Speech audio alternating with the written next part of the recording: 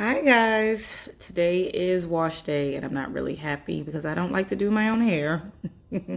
I am going to use Diva Curl's Low Poo and One Conditioner Decadence line. I like it because it fights buildup without dehydrating the hair or scalp, and it's good for all textures of hair. Now I am detangling my hair from the ends to the roots to prevent breakage with a paddle brush.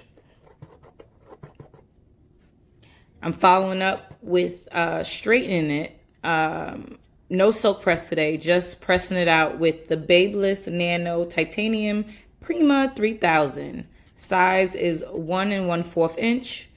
I like this flat iron because it has the heat on the inside and the outside, so you can straighten your hair and curl it at the same time. Now I'm just going to put a little bump on the ends. I've been natural for a while, but choose not to wear my hair in its natural state because I'm severely tender-headed. Now I follow up with the Kaleidoscope Miracle Drops.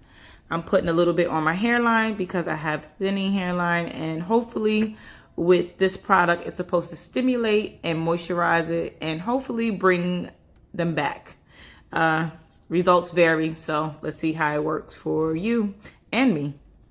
This is the finished results. Let me know what you think.